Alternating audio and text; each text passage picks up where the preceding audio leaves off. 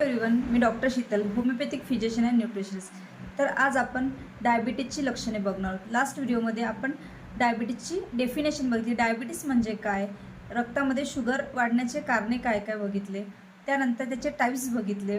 तर लक्षणांमध्ये वारंवार लघवी होणे, रात्रीसुद्धा खूप जास्त वेळा लघवीला उठावे लागते, तहान जास्त लागणे, भरपूर पाणी पिऊनसुद्धा आपली तहान भागत नाही, सतत भूक लागणे, वजन कमी होणे, विशेषतः टाईप 1 डायबिटीसमध्ये वजन कमी होते, थकवा, अशक्तपणा, एनर्जेटिक फिलिंग नसतं, त्यानंतर ब्लर व्हिजन, दृष्टी ही आपली कमी होते, ब्लर दिसायला लागते, कारण की ब्लड शुगर वाढल्यामुळे लेन्सवर परिणाम होतो.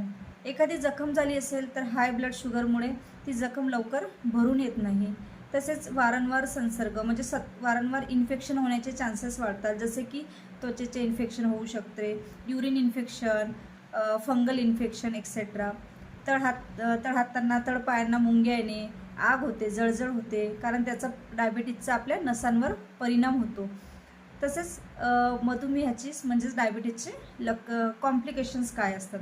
एक डायबिटिक किटोॲसिडोसिस, हायपोग्लायसिमिया, ज्यामध्ये शुगर एकदमच ड्रॉप झालेली असते, त्यामुळे व्यक्ती बेशुद्ध पडू शकतो, घाम येऊ शकतो, चक्कर येते. देन डायबिटिक रेटिनोपॅथी, ज्यामध्ये दृष्टी कमी होते किंवा परमनंट दृष्टी जाण्याचा सुद्धा धोका निर्माण होतो. आणि युरिनमध्ये की डायबेटिक नेफ्रोपॅथी, ज्यामध्ये लघवीमध्ये प्रोटीन लॉस होतो, किडनी फेल्युअर होण्याचे चान्सेस असतात. तसेच नसांवर परिणाम होतो. डायबेटिक न्यूरोपॅथी, मुंग्या, जळजळ, हातपाय सुन्न पडणे. देन हृदयविकार, हार्ट अटॅक व स्ट्रोकचा धोका वाढतो. डायबेटिक फूट, जखम न भरल्यामुळे डायबेटिक फूट होतो आणि त्यामुळे पाय कापण्याची वेळसुद्धा येऊ शकते. तर प्रिव्हेन्शन म्हणून आपण रेग्युलरली रक्तामधील शुगर चेक करायला पाहिजे, जसं की फास्टिंग शुगर, खाल्ल्यानंतरची पोस्ट प्रँडियल, HbA1c, नियमित संतुलित आहार असणे गरजेचं आहे, नियमित व्यायाम, वजन नियंत्रित ठेवणे आणि स्ट्रेस लेवल कमी करणे.